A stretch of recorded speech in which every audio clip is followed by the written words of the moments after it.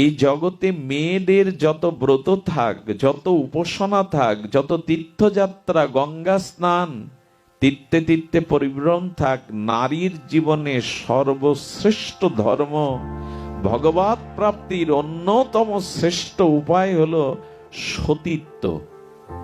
পাতিব্রতা ধর্ম নারীর সর্বশ্রেষ্ঠ ধর্ম, সতীত্বই হলো নারীর জীবনের সর্বশ্রেষ্ঠ ধর্ম।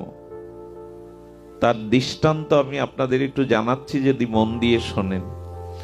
আমাদের ঋষিদের মধ্যে অন্যতম ছিলেন ঋষি অত্রি। এই অত্রি ঋষির স্ত্রী সহধর্মিণী, ইনি হলেন দেবী অনুসূয়া। দেবী অনুসূয়া অন্যতম শ্রেষ্ঠ এই ধরিত্রীর মহাসতী। শুধু সতী বললে ভুল হবে, মহাসতী।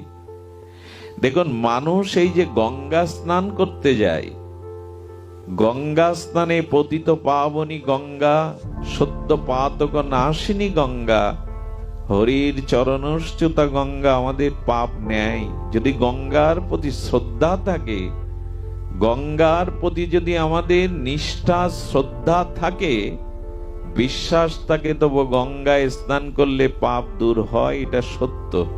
আর গঙ্গার বুকে আমাদের পাপগুলো ধুয়ে রেখে আসলাম, এই পাপগুলো যে গঙ্গায় থেকে গেল, গঙ্গাই পাপগুলোকে কি করে শোধন করবে?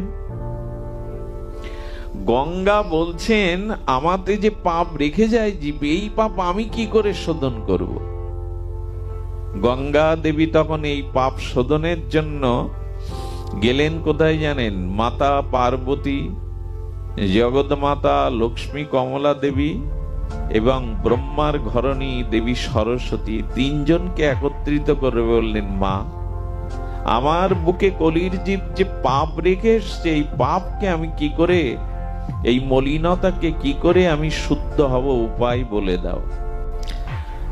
তো মাতা পার্বতী, মাতা লক্ষ্মী এবং মাতা সরস্বতী যখন তাকে কি করে পবিত্র হবে এই জ্ঞান দিতে যাবে, উপদেশ দিতে যাবে, সেই মধ্যে দেবশ্রীপাদ নারদ মাধব মাধব নারায়ণ বলে উপস্থিত। বলেন, মা, তুমি তো ধরিত্রীতে বহমান, তো তুমি ওই স্বর্গে বৈকুণ্ঠে কেন এসছো, কৈলাসে কেন এসছো? ওই পৃথিবীতে এমন একজন সতী আছে, তুমি তার শরণাপন্ন হলে, তার আশীর্বাদ পেলে তোমার সমস্ত পাপ দূরীভূত হবে। তোমার তো বৈকুণ্ঠে কৈলাসে আসার প্রয়োজন নেই।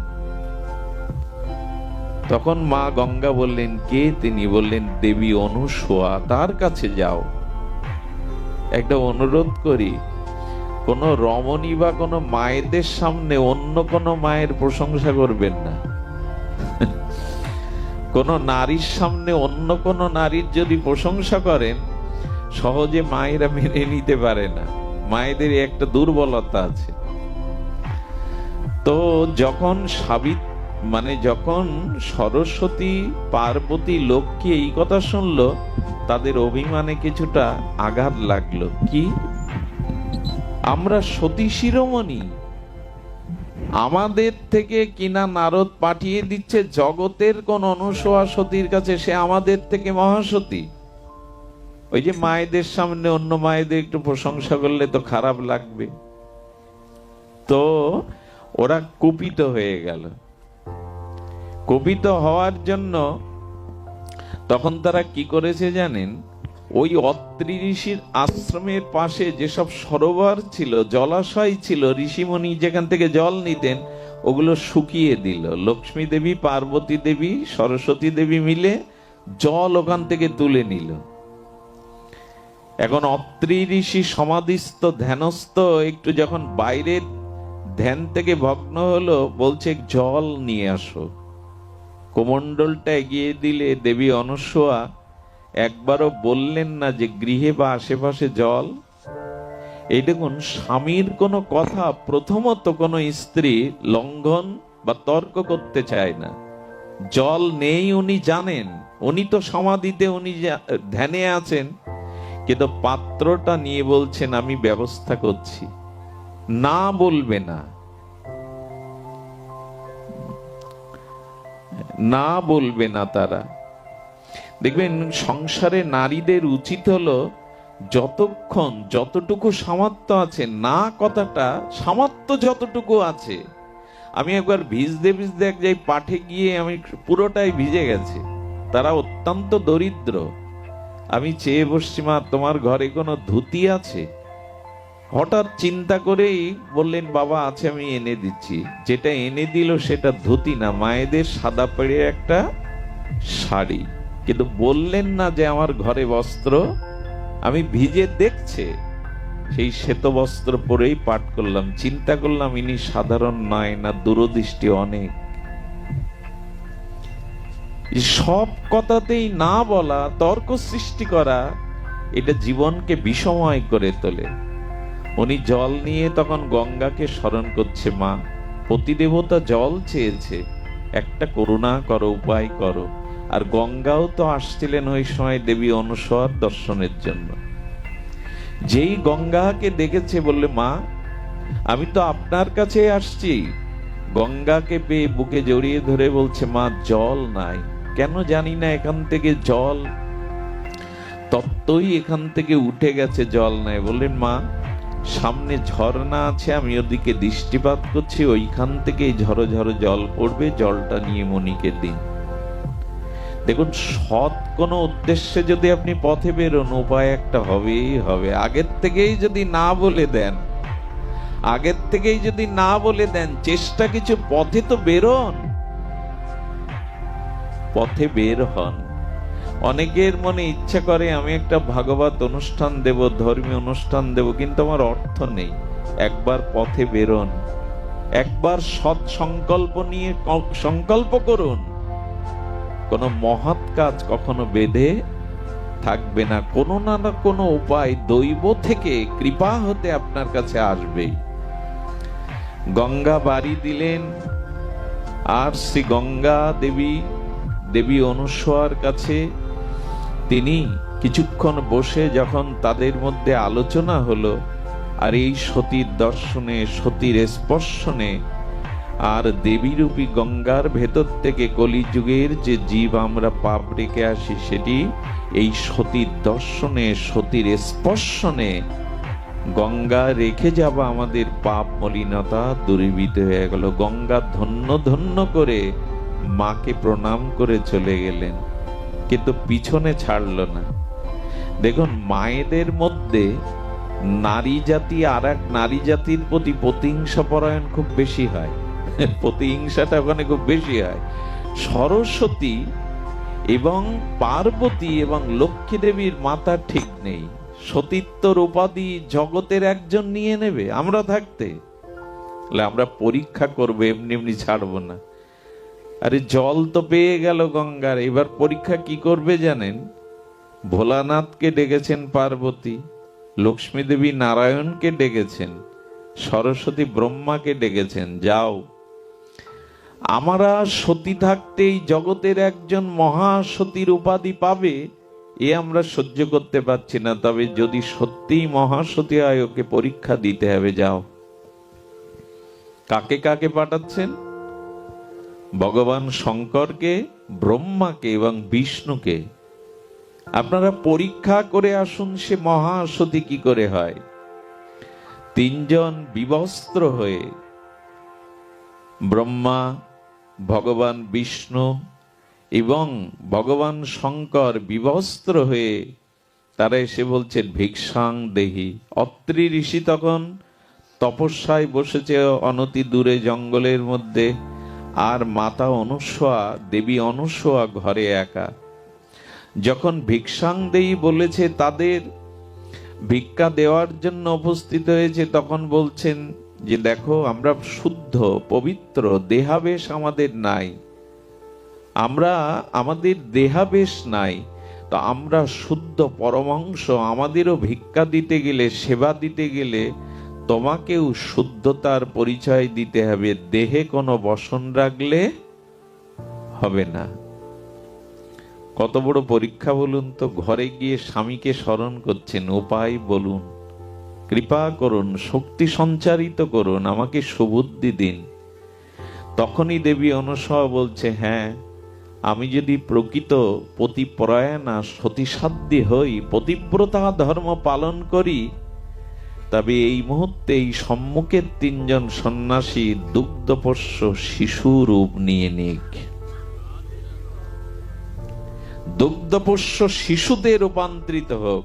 এ গল্প নয়, এ উপন্যাস নয়, সতীর এই মহাবাক্যে ব্রহ্মা, বিষ্ণু এবং ভগবান শঙ্কর দুগ্ধপোষ্য শিশুতে রূপান্তরিত হয়ে গেলেন।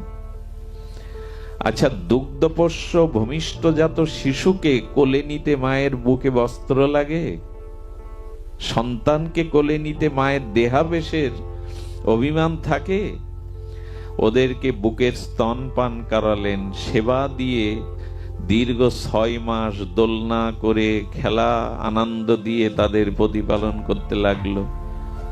ওই 6 মাস প্রতিপালন করতে গিয়ে কে মাথায় হাত উঠল বৈকুণ্ঠেশ্বরী লক্ষ্মীর, ব্রহ্মণীর এবং পার্বতীর। বলে ফিরে তো এলো না পরীক্ষা করতে গিয়ে।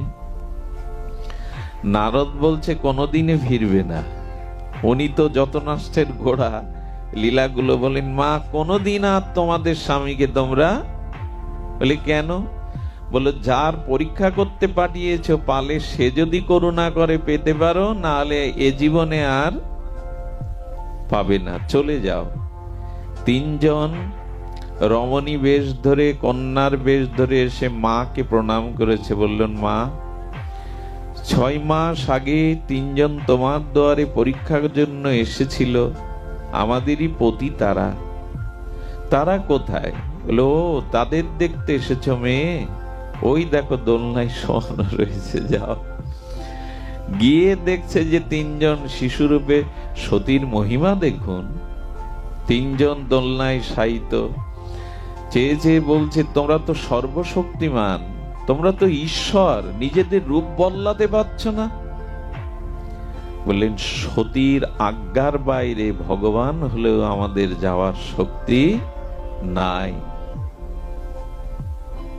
সতীকে কি রূপে দেখেছে আমাদের শাস্ত্রগণ দেখুন, তার আজ্ঞার বাইরে যাওয়ার আমাদের সাধ্য নাই। শাস্ত্রে এমনও বলা আছে, যেখানে একজন সতী বাস করে না, ওখানে অনাবৃষ্টি, ফসল হানি, দুর্ভিক্ষ আসে না। যে মাটিতে একজন সতী দাঁড়িয়ে থাকে, ঈশ্বর ওই মাটিটাকেও ধ্বংস করতে চান না, করেন না। এত মহিমা এই সতীত্বের। তো সেখানে কি ঘটেছে, যখন বলছে না তোমরা ওনাদের চরণে নিবেদন করো, লক্ষ্মী এবং আমাদের সরস্বতী মাতা পার্বতী স্বরূপে প্রকাশ হয়ে মায়ের চরণে পড়ে কাঁদছে, বলছেন, মা আমরা আমাদের পতি দেবতা ফিরিয়ে দাও আমাদের কোলে। মা এসেছিল তোমাকে পরীক্ষা করতে, আমরা এই পরীক্ষার জন্য পাঠিয়েছিলাম, কিন্তু মা দেখলাম সত্যিই তুমি মহাসতী, জগৎ পূজিতা, ফিরিয়ে দাও।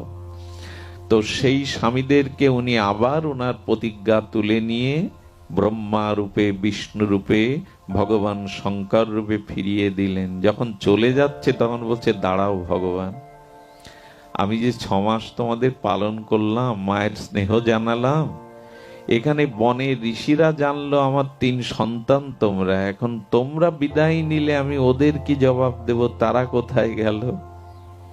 উপায় তো একটা করবে। তখনই প্রসন্ন হয়ে এই সতীর কোলে ভগবান নিজে সন্তান হওয়ার জন্য বললেন, মা শঙ্কর বললেন, আমার অংশ থেকে তোমার গর্ভে জন্মাবে দুর্বাসা ঋষি। ভগবান বিষ্ণু বললেন, আমার অংশ থেকে তোমার গর্ভে আসবে ভগবান দত্তাত্রেয়। এবং ব্রহ্মার আশীর্বাদে আর এক ঋষি রূপে 3 সন্তান দেবী অনুসয়া পেয়েছিলেন। আশ্চর্য হতে হয়।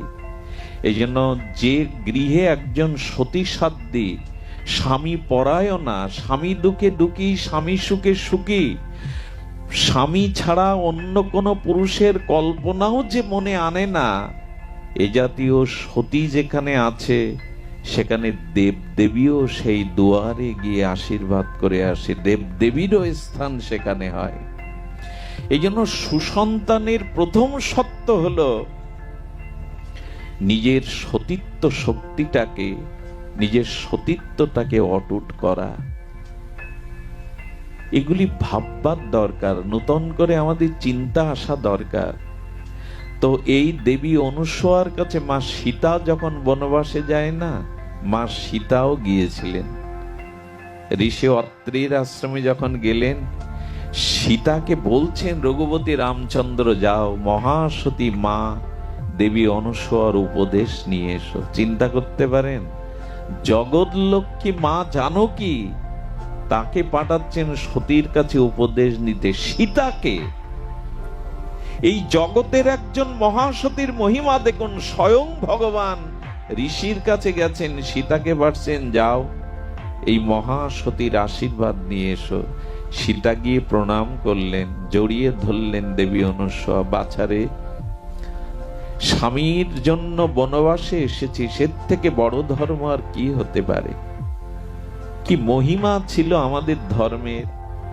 মা জানকী তিনি জনক রাজার কন্যা, মিথিলার অধিপতি রাজা হয়েও যিনি ঋষি, যেতে পারতেন না পিত্রালয়ে। স্বামীর বনবাস হয়েছে, তিনি যেতে পারতেন না পিত্রালয়ে। দশরথ সুমন্তকে বলে দিল, আমার রাম যদি বনবাস থেকে নাও ফেরে, সীতাকে নিয়ে এসো, তাহলে আমি প্রাণে বাঁচবো, কারণ রাম সীতা আমার কাছে অভিন্ন। সীতা এলো, আসেনি। এই যে স্বামীর দুঃখকে দুঃখ রূপে বরণ করে নেওয়া, এটা সতীর সহধর্মিনী মানেই তো তোমার সবকিছুকেই আমি উজাড় করে নেব। সীতা এক কাপড়েই বেরিয়েছিলেন। যে চরণ কুসুম দিলেও যে চরণ বাজে, সেই কমল চরণ নগ্ন পায়ে সীতা বনবাসে চলেছেন। নিয়ে গিয়েছিল এক কাপড়ে। সন্ন্যাসী হতে গেলে, বৈরাগ্য নিতে গেলে কাপড় দুটো নেয়নি। দেবী অনুসূয়া সীতাকে উপহার স্বরূপ একটা কাপড় দিয়েছিলেন, বস্ত্র। কি বলেছিলেন জানেন? 14টা বছর এই কাপড় পরিধান করলে মলিন হবে না, নষ্ট হবে না, এই দিব্য বস্ত্র আমি তোমাকে দিলাম। সতীর হাতের কোন দ্রব্য, সে দ্রব্য চিন্ময় হয়। এই বস্ত্র মলিন হবে না, অপবিত্র হবে না। সীতা মা দেবী অনুসূয়ার চরণে বলেছিলেন, মা সতীত্বের উপদেশ আমায় দাও। পাতিব্রতা ধর্ম কাকে বলে, সতী কাকে বলে? খুব ধ্যান দিয়ে শুনুন, বিশেষ করে মায়েদের অনুরোধ করছি করজোরে শুনতে। সেদিন দেবী অনুসূয়া 4 প্রকারের সতীর বর্ণনা করেছিলেন। সতী 4 প্রকার। তিনি বর্ণনা করছেন যে প্রথম শ্রেষ্ঠ অদ্বিতীয়া সতী কারা? যারা নিজের পতি ছাড়া পৃথিবীতে অন্য কোন পুরুষ আছে এই জ্ঞান করে না। একমাত্র আমার পতি হলো পুরুষ, জগতে আর অন্য কোন পুরুষের নাই, এই ভাবনা তারা, এরা মহাসতী। আমরা অত স্তরে যেতে পারবো না। দ্বিতীয় স্তরের সতী হলো যারা নিজের প্রতি পুরুষ জেনেও এটুকু জানে জগতে অন্য পুরুষও আছে, কিন্তু আমার পতি ছাড়া জগতের অন্য পুরুষ আমার কাছে পিতা এবং সন্তানের মতো। এরা দ্বিতীয় স্তরের সতী, বুঝতে পারছেন? এরা আমার নিজের স্বামী পুরুষ, জগতে অন্য পুরুষও আছে, কিন্তু তারা আমার পিতা না হলে সন্তান স্বরূপ। এরা দ্বিতীয় স্তরের সতী। তৃতীয় স্তরের সতী হলো স্বামীর সংসারে মনোমতো স্বামী পাইনি, মনোমতো সংসার ভালোবাসা অনুরাগ পাইনি, তবু ধর্মের দিকে তাকিয়ে, বংশের দিকে তাকিয়ে, মর্যাদার দিকে তাকিয়ে তারা সব সহনশীল হয়ে ওই স্বামীকে নিয়ে জীবন কাটায়। বাহিরে কাউকে কখনো নিজের সুখের জন্য কল্পনাতে কোনো পুরুষকে মনে আনে না। হ্যাঁ, দুঃখ আসে, বেদনা আসে, হতাশা আসে, এমন কেন পেয়েছি, কিন্তু ধর্মে এবং নিজের পরিণতি, পরকালের কথা ভেবে, বংশের মর্যাদার কথা ভেবে তারা অন্য পুরুষে মন দেয় না। একে নিয়ে এই দুঃখ কষ্ট সহ্য করে জীবনটা কাটিয়ে দেয়। চতুর্থ সতী হলো তারা নিজের পুরুষ থাকতেও পরপুরুষে তাদের মন মাঝে মাঝে চলে যায়, কল্পনাতে চলে যায়, কিন্তু তারা ব্যস্ততার জন্য, লজ্জার জন্য, মর্যাদার জন্য চিন্তা করলেও, মনে স্থান দিলেও ঘর ছেড়ে, ঘরকে নষ্ট করে ভেঙে তার কাছে যায় না। চিন্তা আসতে পারে, কিন্তু বাস্তবে নিজের সংসার জ্বালিয়ে তারা চলে যায় না। এরা চতুর্থ বলেন এই 4 প্রকার সতী যেখানেই ভগবানের সমস্ত আশীর্বাদ কল্যাণ সেখানেই। এবং এই সতীর গর্ভেই জগতে আসে মহাপুরুষগণ, অবতারগণ এবং শ্রেষ্ঠ আদর্শবান ধার্মিক সন্তানগণ। আমি অনুরোধ করব সংসারগুলো দাও দাও করে জ্বলছে এখন। স্বামী স্ত্রীর সম্পর্কটা আমাদের সনাতন বৈদিক ধর্মে কোনো চুক্তি নয়, খাতা কলমে কোডে কোনো রেজিস্ট্রেটেড বিষয় নয়। ব্রাহ্মণকে, অগ্নিকে, দেবতাকে সাক্ষী রেখে বৈদিক মন্ত্রের উচ্চারণের দ্বারা আমরা যাকে গ্রহণ করি, এই গ্রহণটা জন্ম জন্মান্তরে। একটা জিনিস বলি, যাকে আমরা পেয়েছি, যেমন পেয়েছি তাতে সন্তুষ্ট হন। অন্যের দেখে কল্পনা প্রবণ হয়ে যান না। আপনার যোগ্যতা, কর্মফল অনুযায়ী আপনি যে সংসারে যাকে পেয়েছেন ওইখানেই ফুল ফোটাতে চেষ্টা করুন। চেষ্টা করলে পাহাড়েও ফুল ফোটানো যায়। ধৈর্য থাকলে, সতীত্ব থাকলে, নিজের ভেতরে যদি ধৈর্যশালীলতা থাকে, সুব্যবহার থাকে, তাহলে কত মাতালকেই, কত অসুরকেই সৎ চরিত্রবান করতে দেখেছি আমরা এই চোখে, এইটুকু বয়সে। পারে নাকি মায়েরা সেবা দিয়ে, ভালোবাসা দিয়ে তারা পাহাড়েও ফুল ফোটাতে পারে, দৈত্যকেও তারা দেবতা বানাতে পারে। এ ক্ষমতা মায়েদের আছে। মনে আছে সেই কথা? বলো না, মনে আছে সেই কথা? আরে এক স্বামী জুয়াখোর, মদখোর, স্ত্রী মানে সে সতী সাধ্বী রমণী, স্বামীর কাজে উপদেশ দিয়েও, বাধা দিয়েও যখন তাকে আটকাতে পারল না, তখন তাকে ছেড়ে দিল ভাগ্যের হাতে। তো নেশাগ্রস্ত, পরস্ত্রীতে আসক্তি হতে হতে জরাগ্রস্ত হয়ে গেল, হাত পা পড়ে গেল। তো স্বামীকে লোকের বাড়ি দাসীগিরি করে, ঝিগিরি করে খাওয়ায়। স্বামীর দিকে তাকে একদিন বলছেন, তোমার আর কোনো মনে ইচ্ছা আছে জানালে আমাকে জানাতে পারো, আমি চেষ্টা করে দেখব। কি বলল জানেন? কারণ মানুষের শরীর বিদ্ধ হয়, মন বা বাসনা বা কামনা বিদ্যা। দেখবেন মরার সময় আমাদের শরীর শিথিল হয়ে আসে, চোখে দেখতে পায় না, সমস্ত ইন্দ্রিয়গুলো তাদের কার্যকারী ক্ষমতা হারিয়ে ফেলে, অবশ হয়ে যায় শরীর। কিন্তু মন বিদ্ধ, মনে কোনো রোগ আসে না। মন তখন বলবতী হয়ে সারা জীবনের স্মৃতিগুলো মনে করতে পারে। কামনা কখনো বিদ্ধ হয়? বাসনা কখনো বিদ্ধ হয়? বিদ্ধ হয় না। শরীর বিদ্ধ হয়, কিন্তু কামনা বাসনা মন বিদ্ধ। এই জন্য মনে মনে ওই সময় চিন্তাগুলো উদয় হয়। তো সেই স্বামী কি বলছে জানেন? অমুক গ্রামে একজন অপূর্ব সুন্দরী গণিকা পতিতা আছে, আমি এক রাত্রি তার কাছে কাটাতে চাই। চিন্তা করতে পারেন? মানে তার বাসনা এখনো। স্ত্রী জানতে পেরে ওই গ্রামে সন্ধান নিলেন। সন্ধান নিয়ে সেই সুন্দরী গণিকার কাছে গিয়ে বললেন, দিদি, তোমার যদি কাজে দাসী লাগে তুমি এই অভাগিনীকে রাখতে পারো। পরিচয় দিলেন না, প্রথমে কিছু বললেন না। এই দেখুন, 6 মাস ধরে প্রাণ ঢালা সেবা করে তার কাছ থেকে বেতন নিত না। আমি চাইলে আমি প্রয়োজন হলে চেয়ে নেব দিদি। 6 মাস পরে বলছে, তোমার মতো মানুষ কি হয়? আরে এই যুগে তোমার মতো মানুষ পাই, কিছু নিচ্ছ না, 6 মাস ধরে সেবা করে যাচ্ছ, মায়ের মতো, বড় দিদির মতো কিছু তো নাও।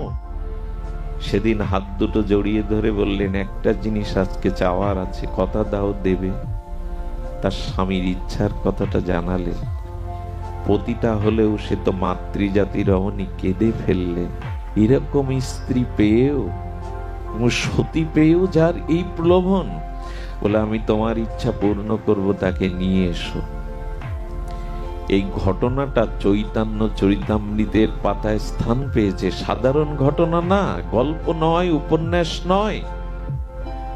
ওই স্ত্রী, এই বিপ্রয়ের স্ত্রী তখন কি করলো জানেন? স্বামী ভালো করে হাঁটতে পারে না, তো তাকে ধরে করে নিয়ে যাচ্ছে সেই গণিকার প্রাসাদে। আর ওখানে একজন ঋষি তীরের উপরে বসে জঙ্গলে তপস্যা করছিলেন, জঙ্গলের পথ। ওর তো পা ন্যাগলা, বল নেই, ওই পাটা ঋষির, ধ্যানস্থ ঋষির গায়ে লেগে গেছে। ধ্যানের মধ্যে দিয়ে বললে, কেরে পাপিষ্ট, আমি তীরের উপরে এর জাতীয় ভজন করছি, ক্লেশ কষ্ট স্বীকার করছি, এর পরেও আমাকে কষ্ট দিলি, কে তুই? আমি তোকে অভিশাপ দেব, আগামীকাল সূর্য উদয়ে যেন তোর মৃত্যু হয়। স্বামীকে পাশে বসিয়ে এই সতী হাহাকার করে উঠলেন, হে মুনি, হে আচার্য, ক্ষমা করুন, লঘু অপরাধে গুরুদণ্ড দিবেন না।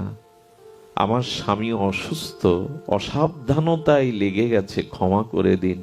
চোখের জলে চরণে যত নিবেদন করে, বলল ঋষি বাক্য ফিরে আসে না, বৃথা হয় না, এ অভিশাপ খাটবেই। যখন কাঁদতে কাঁদতে অনুরোধ করতে করতে চোখের জলে শুনল না, তখন বলছে, শুনুন, তবে আমিও প্রতিজ্ঞা করছি, আগামী কালের সূর্য উদয় হবে না যদি আমি সতী হই। বিশ্বাস করুন,